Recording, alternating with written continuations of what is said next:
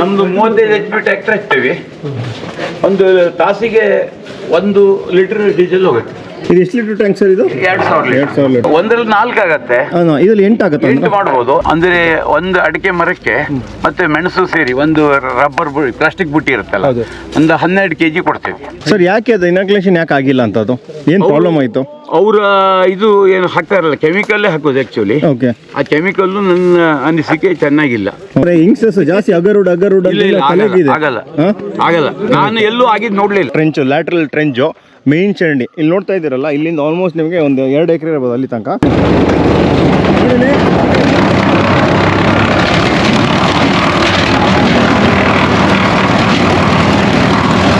Solar driver ಹಿಂಗೆ ನಾವು ಹಿಂಗೆ ಮಾಡ್ತಾರೆ, ಯಾವ ಥರ ಅಂತೆಲ್ಲ ಎಕ್ಸ್ಪ್ಲನೇಷನ್ ಬೇಕು. ನಾವೇ ಒಂಥರ ಟ್ರೆಡಿಷನಲ್ ಡ್ರೈವಿಂಗ್ ಮಾಡ್ತೀವಿ. ಇದು ಬಂದ್ಬಿಟ್ಟು ಪೇಪರ್ ಕುಯ್ದಿದ್ದಾರೆ, ಅದಕ್ಕೆ ನಮ್ಮ ಸರ್ ಈಗ ಹೇಳ್ಕೊಡ್ತಾರೆ ಯಾವ ಥರ ಡ್ರೈವರ್ ಹೆಂಗೆ ಮಾಡಬೇಕು ಇದನ್ನ. Hello, welcome back to the vlog. ಈಗ ಬನ್ನಿ, ಸಿದ್ದರಾಮ ಹೆಗಡೆ ಅವ್ರ ತೋಟದಲ್ಲಿದ್ದೀವಿ. This is my second video ಈ ಪ್ಲೇಸಲ್ಲಿ. ನೋಡಿ, ಇಲ್ಲಿದ್ದಾರೆ ನಿಮ್ಮ ಜೊತೆಗೆ. ನೋಡಿ, 2000 ಲೀಟರ್ ಹಿಡಿಯುತ್ತೆ ಇದರೊಳಗೆ. ಹಿಂದೆ 8 ಮಾಡ್ಬೋದು, ನಾವು 4 ಸ್ಪ್ರೇ ಮಾಡ್ತಾ ಇದ್ದೇವೆ. ಸೊ ಇದು PTO ಸಾಫ್ಟ್ವೇರ್ ಓಡೋದು, ಇದು PTO ಸಾಫ್ಟ್ವೇರ್. ಹಾಂ, ಸೂಪರ್. ಒಂದು ನಮ್ದು 35 HP ಟ್ರ್ಯಾಕ್ಟರ್ ಹಾಕ್ತೇವೆ. ಒಂದು ತಾಸಿಗೆ 1 ಲೀಟರ್ ಡೀಸೆಲ್ ಹೋಗುತ್ತೆ. ಏನು ಸ್ಪ್ರೇ ಮಾಡಿಸ್ತೀರಿ ಇದರಲ್ಲಿ? ನಾವು ಮೈಕ್ರೋ ನ್ಯೂಟ್ರಿಯೆಂಟ್ ಸ್ಪ್ರೇ ಮೆಣಸಿಗೆ, ಆಮೇಲೆ ಡ್ರೆಂಚಿಗೆ ಇದ್ರೆ ಉಪಯೋಗಿಸ್ತೀವಿ. ಜೀವಾಮೃತ ಯಾವುದ್ರಲ್ಲಿ ಮಾಡಿ? ಇಲ್ಲ ಜೀವಾಮೃತ. ಬೋರ್ಡನ್ನು ಇದರಲ್ಲೇ ಸ್ಪ್ರೇ ಮಾಡ್ತೀವಿ. ಇದು ಎಷ್ಟು ಲೀಟರ್ ಟ್ಯಾಂಕ್ ಸರ್ ಇದು? 2000 ಲೀಟರ್. HP ಪಂಪ್ ರಿಪೇರಿಗೆ ಪಾನ್ಪಟ್ಟಿ ಅಂಗಡಿಯಲ್ಲೂ ಸಿಗುತ್ತೆ. ಹೌದು, ಸಿಗುತ್ತೆ ಕರೆಕ್ಟ್. ಎಷ್ಟು ಸರ್? ಇದು 2,10,000 ಬಿತ್ತು ನಮಗೆ. ಟ್ರೈಲರ್ ಸೇರ ಇದೆಲ್ಲ ಸೇರಿ ಪಂಪ್ ಗಿಂಪ್ ಎಲ್ಲ ಸೇರಿ 3.5. ನಿಮ್ಗೆ 7 HP ಪಂಪ್ ಆಯಿತು. ಎಷ್ಟು ಲಾಂಚ್ ಆಗುತ್ತೆ ಇದರಲ್ಲಿ? ಎಷ್ಟು ಲಾಂಚ್ ಇದು ಸ್ಪ್ರೇ ಗನ್? ಇದರಲ್ಲಿ 8, ಒಂದರಲ್ಲಿ 4 ಆಗತ್ತೆ. ಇದರಲ್ಲಿ 8 ಆಗುತ್ತೆ. 8 ಮಾಡಬಹುದು. ನಾವು ಆಕ್ಚುಲಿ 4 ಇಟ್ಕೊಂಡಿದ್ದೀವಿ. ಅಂದ್ರೆ 4. ಓಕೆ. ಇವ್ರಲ್ಲಿ ಹಾವೇರಿಂದ ಬಂದಿದ್ದಾರೆ ನಮ್ಮ ಸಬ್ಸ್ಕ್ರೈಬರು, ಫಾಲೋವರ್ಸ್ ಇವರೆಲ್ಲ. ತುಂಬ ಖುಷಿ ಆಯಿತು. ನಿಮ್ಮದು ಎಲ್ಲಿ ಬಾಳೆ ಅಲ್ಲ? ಬಾಳೆ ಇಲ್ಲೇ ತುಂಬ್ತಾರೆ, ಅದ್ರ ಎಕ್ಸ್ಪೋರ್ಟ್ ಹೋಗುತ್ತೆ. ಹೌದು, ಎಲ್ಲೆಲ್ಲಿಗೆ ಹೋಗ್ತಾ ಇದ್ದಿದ್ದು? ನಮ್ದು ಇಲ್ಲಿ ಲೋಕಲ್ ತುಂಬ್ತಾರೆ ಬಾಳೆನ. ಮಂಗಳೂರು, ಉಡುಪಿ, ಆಮೇಲೆ ಅವರೆಲ್ಲ ಎಕ್ಸ್ಪೋರ್ಟರ್ಸ್ ಎಲ್ಲ ಅಂತಾರೆ, ಸುಮ್ಮನೆ ಅಲ್ಲೇ ಸಪ್ಲೈ ಮಾಡ್ತಾರೆ. Okay, super. ಬನ್ನಿ ಈಗ. ಮತ್ತು ಇಲ್ಲೇ ಯೂಸೇ ಬಂದ್ಬಿಟ್ಟು ಲಾಸ್ಟ್ ಟೈಮ್ ಬಂದಾಗ ನೋಡಿದ್ವಿ, ದನದ ಕುಡ್ಕೆಲ್ಲ ಭಾರಿ ಜೋರಾಗಿದೆ ಮತ್ತು ಭಾರಿ ಚೆನ್ನಾಗಿ ಸಾಕ್ತಾರೆ ಇಲ್ಲಿ ನೋಡಿ.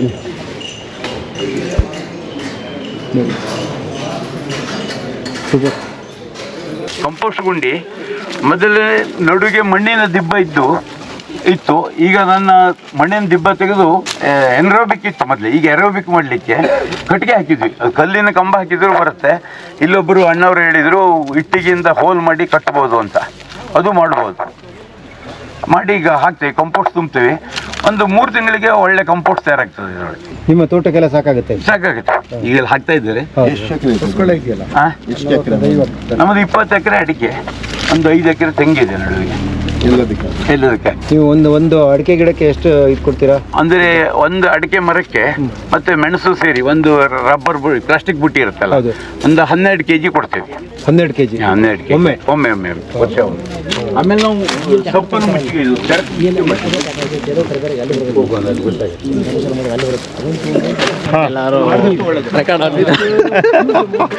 ನೋಡಿ, ಸಬ್ಸ್ಕ್ರೈಬರ್ಸಿಗೆ ನೋಡಿ ನಾಚಿಕೆ. ನೋಡಿ ವಿಡಿಯೋದಲ್ಲಿ ಬರ್ಬೇಕಂತ ಆದ್ರೂ ನಾಚಿಕೆ. ಏನು ಹೆಸರು ನಿಮ್ದು? ಅಭಿಲಾಷ್. ಯಾವ ಊರು? ಎನ್ನಾರ್ಪುರನಾ? ಸೂಪರ್. ಹಂಗೆ ನಮ್ಮ ಸಬ್ಸ್ಕ್ರೈಬರ್ಸ್ ಎಲ್ಲ ಬೋಲ್ಡ್ ಆಗಿರ್ಬೇಕ್ರಿ. ಬರ್ತಾ ಇರ್ಬೇಕು. ನಾನು ಇದರಲ್ಲಿ ನೋಡಿದ್ದೆ, ಅಲ್ಲಿ ಕಳ್ಸೋದಲ್ಲೆಲ್ಲ ಮೀಟ್ ಆದಾಗ ಮೀಟಪ್ ಅಲ್ಲಿ ನೋಡಿದ್ದೆ. ಅಗ್ರಿಕಲ್ಚರ್ ಯೂಟ್ಯೂಬ್ ಎಲ್ಲ ನೋಡ್ತಾ ಇರ್ತೀನಿ. ಸೂಪರ್. ಅಲ್ಲೂ ನೋಡ್ತಾ ಇರ್ತೀನಿ. ಡೈಲಿ ಅಪ್ಡೇಟ್ ನೋಡ್ತಾ ಇರ್ತೀನಿ. ಸೂಪರ್. ನಿನ್ನಿಂದ ಇದ್ದೀರಾ? ಮಾತಾಡ್ತಿದ್ರಲ್ಲ ಬಂದ? ಸೂಪರ್. ಏನು ಮಾತಾಡ್ತೀನಿ? ನಿಮ್ಮನ್ನು ಯಾರು ಮಾತಾಡ್ಸಲ್ಲ ರೀ? ನೀವೇ ಮಾತಾಡ್ಸಿಲ್ಲ ನಮಗೆ, ನಾವೇ ಮಾತಾಡ್ಸಿದ್ದು ನಿಮ್ಮನ್ನ. ನೋಡಿ, ನೀವು ನೋಡ್ತಾ ಇದ್ದೀರಾ, ಚಂದ್ರಗಿರಿ ಎಲ್ಲ ಬ್ಲಾಸಮ್ ಆಗಿದೆ. ಏನು ಸೆಟ್ಟಿಂಗ್ ನೋಡಿ, ಸೂಪರ್ ಸೆಟ್ಟಿಂಗ್ ಮಾಡಿದೆ ಚಂದ್ರಗಿರಿ. ನಾನು ಇಲ್ಲಿ ನೋಡ್ದಂಗೆ ಈ ಏರಿಯಾದಲ್ಲಿ ಎಸ್ಪೆಷಲಿ ಚಂದ್ರಗಿರಿ ಸಖತ್ತಾಗಿದೆ. ಅಂದರೆ ಇಷ್ಟೊತ್ತಲ್ಲಿ ನೋಡಿದ್ರು ಎಲ್ಲ ಇಷ್ಟೊತ್ತಲ್ಲಿ ನೋಡಿದಲ್ಲಿ ಇದು ಸಖತ್ತಾಗಿದೆ ನೋಡಿ. ಹೌದು. ಮತ್ತು ಇಲ್ಲಿ ನೀವು ಪರ್ಫೆಕ್ಟ್ ಚಂದ್ರಗಿರಿ ಪ್ಲ್ಯಾಂಟು ನಮ್ಮದು ಮಲೆನಾಡಲ್ಲಿ ಹೆಂಗಿರುತ್ತೆ ಆ ಥರ ಇದೆ. ಇನ್ನೊಂದು ಅಡಿಕೆನೂ ಅಷ್ಟೇ, ಮೆಣಸು ಅಷ್ಟೇ. ಮತ್ತು ಇಲ್ಲಿ ಏನು ನೋಡಬೇಕು ಅಂತಂದರೆ ಟ್ರೆಂಚು ನಿಮಗೆ ಅಲ್ಟಿಮೇಟ್ ಆಗಿದೆ. ಭಾರಿ ಚೆನ್ನಾಗಿ ಮಾಡಿದ್ದಾರೆ. ಯಾಕೆಂದರೆ this is my second visit. ಇಲ್ಲಿ ಒಂದು ನಾವು ನೋಡಿದ್ದೀವಿ. ರಾಮಣ್ಣ ಅವ್ರು ಏನೋ ಎಕ್ಸ್ಪ್ಲೇನ್ ಮಾಡ್ತಾ ಇದ್ದಾರೆ. ಅಣ್ಣ ಏನಣ್ಣ ಇದು ಕಾಂಪೋಸ್ಟ್ ಹಾಕಿದ್ದಾರೆ? ಬಡ್ಡೆಗೆ ಹಾಕ್ತಾರೆ 2000 ಇಸ್ವಿಲಿ ಡ್ರೈನೇಜ್ ಇತ್ತು. ಮೊದಲು 1 ಫೂಟಿನ ಓಪನ್ ಕಾಲುವೆ ಇತ್ತು, 1.5 ಅಡಿ. ಅದನ್ನು ನಾವು ಮುಚ್ಚಿದ್ವಿ ಮಣ್ಣಿನ ಕೆಲಸ ಮಾಡಿ. ಆ ವರ್ಷ ಮೆಣಸು ಪೂರ್ಣ ಹೋಯಿತು. ಆ ನಂತರ ಮತ್ತೆ ಪುನಃ ಓಪನ್ ಕಾಲುವೆ ಮಾಡಿದ್ವಿ. ನೀವು ಏನೇ ಡ್ರೈನೇಜ್ ಮಾಡಿ ಮೆಣಸು ಬೆಳಿತೀರಿ ಅಂದರೆ, ಕಾಫಿ ಬೆಳಿತೀರಿ ಅಂದರೆ 1.5 ಅಡಿ ಕಾಲುವೆ ಬೇಕೇ ಬೇಕು. ನಮ್ಮ ಮನಸ್ಸಿಗೆ ಕಾಲುವೆ ಇಲ್ಲದೆ ಆಗಲ್ಲ. ನೀವು ಫುಲ್ಲು ಇದ್ರ ಮಾಡಿದರೆ ಆಗಲ್ಲ. ಕಾಲುವೆ ಬೇಕೇ ಬೇಕು, ಬಸ್ಸಿಗೆ ಕಾಲುವೆ ಬೇಕೇ ಬೇಕು. ಇದು 80ನೇ ಇಸ್ವಿಲಿ ಮಾಡಿದ್ದು ಅಂಡರ್ಗ್ರೌಂಡ್ ಡ್ರೈನೇಜು. ಹಾಗೇ ಇದೆ 10 ಫೂಟು. ಈಗ 10 ಸಾಲಿನಿಂದ ಮರದಿಂದ ಮರಕ್ಕೆ 10 ಅಡಿ, ಸಾಲಿನಿಂದ ಸಾಲಿಗೆ ಈಗ 7.5 ಅಡಿ ಇದೆ. ಹಳೆ ಪದ್ಧತಿ ತೋಟ. ಅವಾಗ ಈ ನಮ್ಮಲ್ಲಿ ಮೆಟ್ಟು ಅಂತಿದ್ರು, 14 ಮೆಟ್ಟು 10 ಮೆಟ್ಟು. ಸಾಮಾನ್ಯ ಮೆಟ್ಟು 1 ಅಡಿ ಇರುತ್ತೆ. ಆ ಪದ್ಧತಿಯಲ್ಲಿ ಇದ್ದು ತೋಟ ಇದು. ಅದೀಗ ಬ್ಲಾಸಮ್ ಆಗಿದೆಯಲ್ಲ, ನೀವು ಇರಿಗೇಷನ್ ಡ್ರಿಪ್ ಮಾಡಿದ ಓವರ್ ಹೆಡ್ ಮಾಡಿದ? ಇದಕ್ಕೆ ಡ್ರಿಪ್ಪೇ ಇದೆ, ಡ್ರಿಪ್ ಮೈಕ್ರೋ ಡ್ರಿಪ್ ಇದೆ. ಇದು 5ನೇ ವರ್ಷ ಗಿಡ. ಇದು ಒಂದು 6 ಲಕ್ಷ ರೂಪಾಯಿ ಅದಕ್ಕೆ ಇನಾಕ್ಯುಲೇಷನ್ ಕಳ್ಕೊಂಡೆ ನಾನು. ಸರ್ ಯಾಕೆ ಅದು ಇನಾಕ್ಯುಲೇಷನ್ ಯಾಕೆ ಆಗಿಲ್ಲ ಅಂತ? ಅದು ಏನು ಪ್ರಾಬ್ಲಮ್ ಆಯಿತು? ಅವರ ಇದು ಏನು ಹಾಕ್ತಾರಲ್ಲ, ಕೆಮಿಕಲ್ಲೇ ಹಾಕೋದು ಆ್ಯಕ್ಚುಲಿ. ಓಕೆ. ಆ ಕೆಮಿಕಲ್ಲು ನನ್ನ ಅನಿಸಿಕೆ ಚೆನ್ನಾಗಿಲ್ಲ. ಹೌದು. ಒಂದನೇದು ಅದು ಚೆನ್ನಾಗಿ ಅಂದರೆ ಅದು ಇಲ್ಲಿ ವರ್ಕ್ ಆಗಲ್ಲ. ಎರಡನೇದು ಅಡಿಕೆ ತೋಟದಲ್ಲಿ ಹಾಕ್ಕೊಂಡಿದ್ದಕ್ಕೆ ಅದು ಏನಾಗುತ್ತೆ, ಇಲ್ಲಿ ಗೊಬ್ಬು ಹಿರ್ಕೊಂಡು ಅದು ಗ್ರೋತ್ ದಪ್ಪ ಬಂದ್ಬಿಟ್ಟಿದೆ. ಹಾರ್ಡನಿಂಗ್ ಆಗಿಲ್ಲ ಉಡ್ಡು ಒಳಗಡೆ, ಹಾಗಾಗಿ ಅದು ಆಗೋದಿಲ್ಲ. ಅದೀಗ ನೀವೇನು ಹೇಳ್ತೀರಾ? ಅದು ನಿಮ್ಗೆ ಏನು ಸಕ್ಸಸ್ ಕಂಡಿಲ್ಲ? ಸಕ್ಸಸ್ ಇಲ್ಲ. ನಾನು ಈಗ ಕೊಡ್ದಿದ್ದೇನೆ, ಈ ಬುಡ ಬಿಡಿಸಿ ಕಟ್ ಮಾಡಿ ತೆಗಿತೇನೆ. ನಮ್ದೊಂದು ಶೆಡರ್ ಇದೆ, ಅದರೊಳಗೆ 2 ಪೀಸ್ ಮಾಡಿ ಹಾಕಿದ್ರೆ ಪುಡಿ ಆಗುತ್ತೆ, ಗೊಬ್ಬರನೇ. ಮತ್ತೇನು ಪ್ರಯೋಜನ ಆಗಲ್ಲ. ಲಾಸ್ಟ್ ಟೈಮ್ ನಾವು ಬಂದಾಗಲೂ ಅದನ್ನೆಲ್ಲ ಪುಡಿ ಮಾಡಿಬಿಟ್ಟು ಅವಾಗ ಮೇಲೆ ಹೆಣೆ ಎಲ್ಲ ಮಾಡಿದ್ವಿ. ಆಯ್ತು ಈಗ ಯಾಕೆ ಅಂತಂದ್ರೆ ಇಂಗ್ಸಸ್ ಜಾಸ್ತಿ ಅಗರುಡ್ ಆಗಲ್ಲ ಆಗಲ್ಲ. ನಾನು ಎಲ್ಲೂ ಆಗಿದ್ ನೋಡ್ಲಿಲ್ಲ. ಕರೆಕ್ಟ್. ಯಾಕೆ ಅಂತ ಇಂಗ್ಸಸ್ ಬಂದ್ಬಿಟ್ಟು ಪಾಪ ಅವ್ರು ಹಾಕ್ಬಿಟ್ಟು ಇನಾಕ್ಯುಲೇಷನ್ ನೀವು ಹೇಳ್ದಂಗೆ 6 ಲಕ್ಷ ಕಳ್ಕೊಂಡ ಅವ್ರು ದುಡ್ಡು ಕಳ್ಕೊಳ್ತಾರೆ. ಅದ್ರ ಬಗ್ಗೆ ಇದಾರ 5,000 ಗಿಡ ಹಾಕಿದವರು ಏನಾಗುತ್ತೆ? ಆಗಿಲ್ಲ. Okay, super. ಅದೇ ಮೇನ್ ಇಂಪಾರ್ಟೆಂಟ್. ನಾವು ಈ ಗಿಡ 12 ವರ್ಷ ಆಯ್ತು. 12 ವರ್ಷ ಆಯ್ತು ಅಗಾರ ಹಾಕಿ. 12ನೇ ವರ್ಷ ಆಯ್ತು. 13 ವರ್ಷ ಆಯ್ತು. ಅಂದ್ರೆ ನಿಮಗೊಂದು ಜೋಕ್ ಹೇಳ್ತೀನಿ. ಹೇಳಿ ಸರ್. ವೆನಿಲಾ ಬೆಳೆದಾಗ ವೆನಿಲಾವನ್ನ ಹಿಂಗೆ ಟರ್ನ್ ಮಾಡಿ ಬಿಡ್ಲಿಕ್ಕೆ ಟೈರ್ ತಂದು ಕಟ್ಟಿದ್ವಿ, ಒಂದು 4 ಸಾವಿರ ಟೈರ್. ಅವಾಗ ಟೈರ್ ತರ್ಲಿಕ್ಕೆ ಹೋದಾಗ ಒಂದು ಟೈರ್ ಅಂಗಡಿ ಕೇಳಿದೆ ನನಗೆ, ಸರ್ ಇಷ್ಟೆಲ್ಲ ಟೈರ್ ಯಾಕೆ ಹೋಯ್ತೀರಿ, ಎಷ್ಟು ಮಂದಿ ಸತ್ತಿದ್ದಾರೆ ಅಂತ ಕೇಳಿದ. ಕಡೆಗೆ ವೆನಿಲಾ ರೋಗ ಬಂದು ಹೋಯ್ತು. 5 ಟೈರ್ ಇಲ್ಲಿ ಏನು ಸ್ಮಶಾನದಲ್ಲಿ ಇದೆಯಾ ಅಲ್ಲಿ ತಗೊಂಡು ಒಗದೆ ಸುಟ್ಟು. ನಾನೇನು ಅಗಾರ ಹಚ್ಬೇಕಾದ್ರೆ ನಾನು ಒಬ್ಬರ ಹತ್ರ ಹೇಳಿದ್ದೆ, ಅದು ಬರುತ್ತೆ ಕೇಳಿದ್ರು. ಬರದೇ ಹೋದ್ರೆ ನಾವು ಸತ್ತ ಮೇಲೆ ಸುಡಕ್ಕಾಗತ್ತೆ ಅಂದಿದ್ದೆ. ಈಗ ಅದೇ ಕತೆ ಆಯ್ತು, ಅದು ಏನೂ ಬರಲ್ಲ. ಒಂದು ನಾವೇನು ನೋಡ್ಬೇಕಾಗಿದ್ದು ಅಂತಂದ್ರೆ ಟ್ರೆಂಚು, ಲ್ಯಾಟ್ರಲ್ ಟ್ರೆಂಚು, ಮೇನ್ ಚರಂಡಿ. ಇಲ್ಲಿ ನೋಡ್ತಾ ಇದ್ದೀರಲ್ಲ, ಇಲ್ಲಿಂದ ಆಲ್ಮೋಸ್ಟ್ ನಿಮಗೆ ಒಂದು 2 ಎಕರೆ ಇರ್ಬೋದು ಅಲ್ಲಿ ತನಕ. ಅಲ್ಲಿಂದ ಹಿಂಗೆ ಸ್ಟ್ರೈಟ್ ಬಂತು, ಇಲ್ಲಿ ನೋಡಿ ಇಲ್ಲಿ ತನಕ ಹೋಯ್ತು ಇಡೀ ತೋಟ. ಇದು ನೋಡ್ದಂಗಲ್ಲ, ಇಲ್ಲಿ ಆಲ್ಮೋಸ್ಟ್ ನಿಮ್ಗೆ ಒಂದು 10 ಅಡಿ ಮೇಲಿದೆ ದೊಡ್ಡ ಟ್ರೆಂಚ್ ನೋಡಿ. ಈ ಭೂಮಿಯಿಂದ ನಿಮ್ಗೆ 10 ಅಡಿ ಕೆಳಗಿದೆ ಅಂದರೆ ನೀರು ನಿಮ್ಗೆ ಫುಲ್ ಎಳೆದುಬಿಟ್ಟು ಮಾಯ್ಶ್ಚರ್ ಟಕ್ ಅಂತ ಹೇಳಿದಾಗ ಸೂಪರು. ಮತ್ತು ನೀವು ನೋಡ್ಬೇಕಾಯ್ತು ನೋಡಿ, ಇಲ್ಲಿ ಟಾಪ್ ಹೋಲ್ಸ್ ಎಲ್ಲ ನಿಮಗೆ ಇದಕ್ಕೆ ಹಾಕಿದ್ದಾರೆ, ಸಾಯಿಲ್ ಇರೋಜನ್ ಆಗಬಾರ್ದು ಅಂತ ನೋಡಿ. ಇದು ಬಂದ್ಬಿಟ್ಟು ಬಾವಿ ಬಂದ್ಬಿಟ್ಟು 30 ಫೀಟ್. ಇದರಲ್ಲೇ ನಿಮಗೆ ಡ್ರಿಪ್ ಇರಿಗೇಷನ್ ಎಲ್ಲ ಮೋಟ್ರ್ ಓಡ್ತಾ ಇದೆ. ಸ್ವಲ್ಪ 30 ಅಡಿ ಆಳ ಇದೆ, 34 ವ್ಯಾಸ ಇದೆ. ಹೀಗೆ ಕೆಳಗವರೆಗೂ ಮೆಟ್ಲ ಇದೆ. 10 ಅಡಿ ನೀರು ಖಾಲಿ ಮಾಡ್ಲಿಕ್ಕಾಗಲ್ಲ. ಒಂದು ಸಬ್ಮರ್ಸಿಬಲ್ ಅಲ್ಲ, ಇದು ಸಾದಾ ಪಂಪೆ. ಆ ಕಾಲದಲ್ಲಿ 85ನೇ ಇಸ್ವಿಲಿ ಮಾಡಿದ್ದು. ಸಬ್ಮರ್ಸಿಬಲ್ ಗೊತ್ತಿಲ್ಲ ಆಗಿತ್ತು. ಹಾಗಾಗಿ ಒಳಗೊಂದು ಸ್ಲ್ಯಾಬ್ ಹಾಕಿ ಕೆಳಗಡೆ ಪಂಪ್ ಇಟ್ಟಿದ್ರು. 30 ಅಡಿ ಜಗ್ಗಲ್ಲ, ತಂದೆಯವ್ರು ಮಾಡಿದ್ವಿ. Super idea. ಅವಾಗ ಯಾಲಕ್ಕಿ ಬೆಳಿತಿದ್ವಿ, ಅದೆಲ್ಲ ಮೇಲೆ ಸ್ಲ್ಯಾಬ್ ಮೇಲೆ ಕೆಳಗೆ ಬಲ್ಬ್ ಹಚ್ಚಿ ಒಣಸೋದು. ನಮ್ಗೆ ಗೊತ್ತಿಲ್ಲ ಯಾಲಕ್ಕಿ ಡ್ರೈವರು.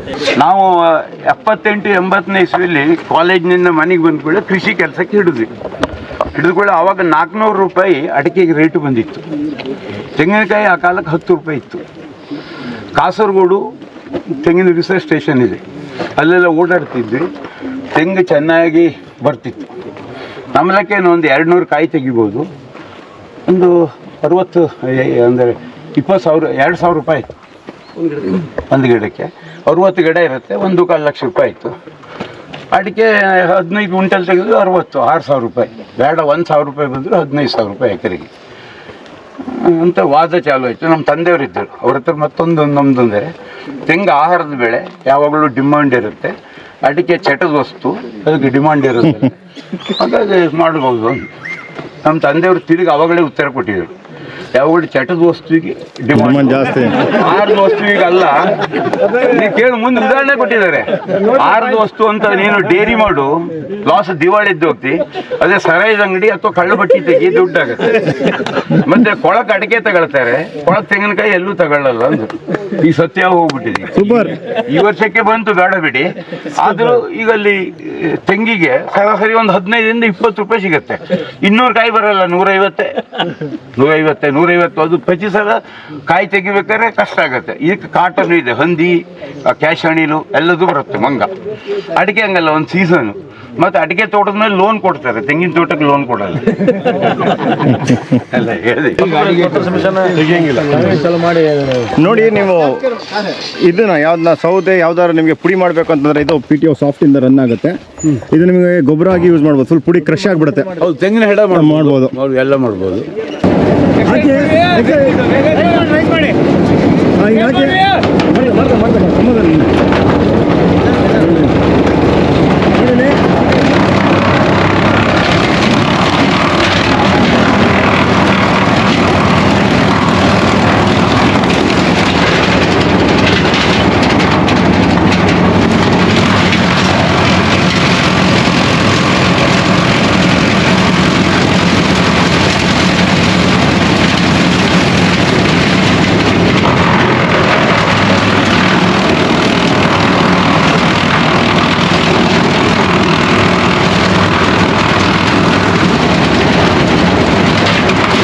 ನೋಡಿ, ನಮ್ಮದು ಗೌರವ ಒಂದು ಒಳ್ಳೆ ಇನ್ಫಾರ್ಮೇಶನ್ ಮತ್ತೊಂದು ಅಪ್ಡೇಟ್ ಕೊಡ್ತಾ ಇದ್ದಾರೆ.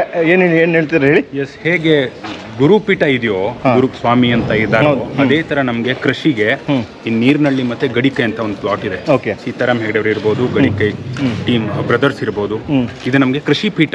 ಓಕೆ. ಸೊ ಇಲ್ಲಿ ಬಂದ್ರೆ ಏನೇನು ಇನ್ಫಾರ್ಮೇಶನ್ ಬೇಕು, ಹೇಗ್ ಮಾಡಬೇಕು, ನಾವ್ ಏನ್ ಮಾಡಿ ಫೇಲ್ ಆದ್ವಿ, ಓಕೆ. ಸೊ ಅದನ್ನ ಅವರು ತುಂಬಾ ಇನ್ಫಾರ್ಮೇಟಿವ್ ಆಗಿ ಹೇಳ್ಕೊಡ್ತಾರಲ್ಲ. ಡೆಫಿನೆಟ್ಲಿ ಹೇಳ್ತಾರೆ. ಅಂಡ್ ಯಾವಾಗಲೂ ಬರ್ಬೋದು. ಹೌದು, ಅದು ಮೇಜರ್. ಹೌದು. ನಾನು ಇಲ್ಲಿ ಬಂದಿದ್ದೆ, ನಾನು ಆಲ್ಮೋಸ್ಟ್ 2 years ಬ್ಯಾಕ್ ಬಂದಿದ್ದೆ. ನಾನು ಇಲ್ಲಿಗೆ ಬಂದ್ಬಿಟ್ಟು ವಿಡಿಯೋಸ್ ಎಲ್ಲ ಮಾಡಿದ್ದೆ. ನಾನೆಲ್ಲ ಬರ್ಬೇಕಾದ್ರೆ ಹೋಗಿದ್ದೆ. ನೀವು ಇರಲಿಲ್ಲ, ಯಾರು ಇರಲಿಲ್ಲ. ಬನ್ನಿ, ಇವತ್ತಿಗೆ ನಾವು ಅಲ್ಲಿ ಇದಕ್ಕೆ ಹೋಗಿ ಬರೋಣ. ಈಗ ದನದ ಕೊಡ್ಕೆಗೆ ಹೋಗಿ ಬರೋಣ. ಈಗ ಲಾಸ್ಟ್ ಟೈಮ್ ಬಂದಾಗ ದನದ ಕೊಡ್ಕೆ ಎಲ್ಲ ಅದ್ರ ಬಗ್ಗೆ ಎಕ್ಸ್ಪ್ಲೇನ್ ಇತ್ತು. ಈಗ ನೋಡಿ ಓಪನ್ ಆಗಿದೆ, ಕೆಲಸ ಆಗ್ತಾ ಇದೆ. ನೋಡಿ ಇಲ್ಲಿ ಹೆಂಗಿದೆ ಅಂತ. ಸೂಪರ್. ಆದರೆ ಲೆಕ್ಕದಲ್ಲಿ ನಾವು ಹಂಗೆ ಬರೋಕ್ಕೆ ಹೋಗ್ಬಾರ್ದು. ಹೈಜೀನ್ ಪ್ರಾಬ್ಲಮ್ ಆಗುತ್ತೆ, ದನಗಳಿಗೆಲ್ಲ ಡಿಸ್ಟರ್ಬ್ ಮಾಡೋಕ್ಕೆ ಹೋಗ್ಬಾರ್ದು. ಬನ್ನಿ, ಎಲ್ಲರೂ ಸೋಲಾರ್ ಡ್ರೈಯರ್ ನಾವು ಹಿಂಗೆ ಮಾಡ್ತಾರೆ, ಯಾವ ಥರ ಅಂತೆಲ್ಲ ಎಕ್ಸ್ಪ್ಲನೇಷನ್ ಬೇಕು. ನಾವೇ ಒಂಥರ ಟ್ರೆಡಿಷನಲ್ ಡ್ರೈಯಿಂಗ್ ಮಾಡ್ತೀವಿ. ಇದು ಬಂದ್ಬಿಟ್ಟು ಪೇಪರ್ ಕುಯ್ದಿದ್ದಾರೆ. ಅದಕ್ಕೆ ನಮ್ಮ ಸರ್ ಈಗ ಹೇಳ್ಕೊಡ್ತಾರೆ ಯಾವ ಥರ ಡ್ರೈಯರ್ ಹೆಂಗೆ ಮಾಡಬೇಕು ಇದು ಅಂತ. ಈ ಪ್ರೊಸೆಸ್ ಹೆಂಗೆ ಸರ್ ಇದು? ಈಗ ಇದು ಕರಿಮೆಣಸು ಒಣಗಿಸ್ಲಿಕ್ಕೆ ಬೇರೆ ಬೇರೆ ವಿಧಾನಗಳು ಇದೆ. ಹೌದು. ಒಂದು ಈಗ ವಿಧಾನದಲ್ಲಿ ಟ್ರೆಡಿಷನಲ್ ಆಗಿ ಫಾರ್ಮರ್ಸ್ ಏನು ಮಾಡ್ತಾರೆ, ಕಾಳು ಬಿಡಿಸಿ ಹೌದು ಅದನ್ನು ನೇರ ಒಣಗಿಸ್ಲಿಕ್ಕೆ ಹಾಕ್ತಾರೆ. ಹೌದು. ಅದು ಸಾಧಾರಣ 2.5 ಬಿಸಿಲು ಅಥವಾ 3 ಬಿಸಿಲಲ್ಲಿ ಪೂರ್ತಿ ಅದು ರೆಡಿ ಆಗ್ತದೆ. ಮತ್ತು ಇನ್ನೂ ಕೆಲವರು ಏನು ಮಾಡ್ತಾರೆ, ಸಾಯಂಕಾಲದಷ್ಟೊತ್ತಿಗೆ ಅದಕ್ಕೆ ಗುಡ್ಡೆ ಮಾಡಿ ಬಿಸಿ ನೀರನ್ನ ಅದಕ್ಕೆ ಸುರಿತಾರೆ. ಹೌದು. ಸುರಿದ್ಬಿಟ್ಟು ಆ ಬಿಸಿನ ಹಾಗೆ ಕನ್ಸರ್ವ್ ಮಾಡಲಿಕ್ಕೋಸ್ಕರ ಮತ್ತೆ ಅದನ್ನು ಇನ್ಸುಲೇಟ್ ಮಾಡ್ತಾರೆ. ಹೌದು. ಅದು ಶಾಖ ಹೋಗಿದಂಗೆ ಮಾಡಿ ಮಾಮೂಲಿ 2 ದಿವಸ ಒಣಗಿಸ್ತಾರೆ.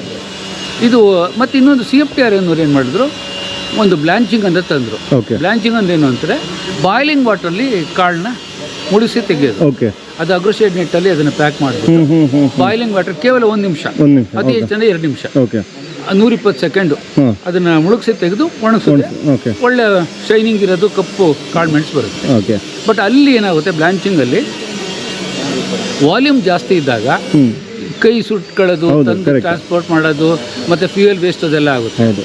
ಈಗ ನ್ಯಾಚುರಲಿ ಅವೈಲಬಲ್ ಸನ್ಲೈಟ್ನ ಉಪಯೋಗಿಸಿ ನಾವು ಮಾಡ್ತೀವಲ್ಲ, ಅದೇ ರೀತಿ ಇಲ್ಲಿ ಕಾಳು ಬಿಡಿಸ್ತೀವಿ. ಹಿಂದಿನ ದಿವಸ ಹಾರ್ವೆಸ್ಟ್ ಮಾಡಿರುತ್ತೆ, ಅದು ಗುಡ್ಡೆ ಹಾಗೆ ಇರುತ್ತೆ. ಬೆಳಗಿನ ದಿವಸ ಅದು ಡಿಕೋನಿಂಗ್ ಮಾಡ್ತೀವಿ. ಡಿಕೋನಿಂಗ್ ಮಾಡಿದ ನಂತರ ಅದನ್ನು 1 ಇಂಚ್ ಥಿಕ್ನೆಸ್ಗೆ ಹರಡ್ತೀವಿ. ಕೆಲವರು ಅದರಲ್ಲಿ ಬೇರೆ ಬೇರೆ ಥರ ತಲೆ 2 ಇಂಚ್ ಯಾಕೆ ಆಗ್ಬಾರ್ದು, 3 ಇಂಚ್, 1 ಇಂಚ್ ಬರಲಿ. 1 ಇಂಚು ದಪ್ಪ ಜಾಸ್ತಿ ಆದರೂ ಕೂಡ ಅದು ಹಸಿ ಕಾಳು ಹಸಿರಂಗೆ ಇರುತ್ತೆ, ಕೆಳಗಿದ ಹಸಿರಾಗಿರುತ್ತೆ. ಸೊ ಇದು 1 ದಿವಸದಲ್ಲಿ ಅದು 1 ದಿವಸ ಅಂದರೆ 6.5 ಗಂಟೆ ಬಿಸಿಲು ಬೀಳ್ಬೇಕು ಅದಕ್ಕೆ ಡೈರೆಕ್ಟ್. ಅದು ಅಷ್ಟು ಬೀಳಬೇಕು.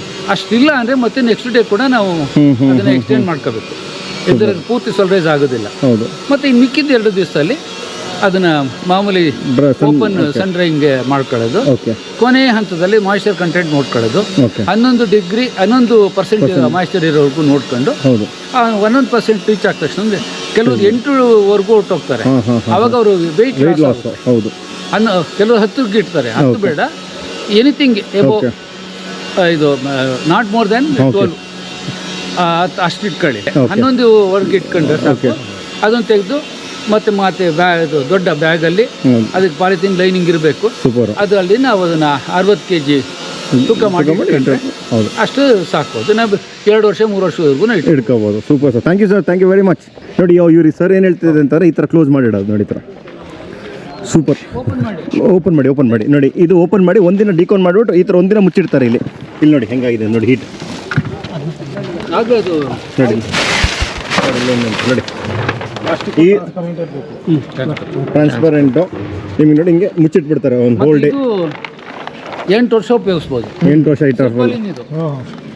ರಿಯೂಸ್ ಆಗ್ತಾನೆ ಇರುತ್ತೆ. ಹೌದು, very nice, thank you very much. Last time ನಾವು ಬಂದಿದ್ದೆ 2 years ಬ್ಯಾಕ್ ಅಂತ, 1 year ಬ್ಯಾಕ್ ಏನೋ 1 year ಬ್ಯಾಕು. ಹಾಗಾಗಿ 2 ಜನ ಸಿಸ್ಟರ್ಸು ಸಿಕ್ಕಾಪಟ್ಟೆ ಇನ್ಫಾರ್ಮೇಷನ್ ಕೊಟ್ಟಿದ್ರು.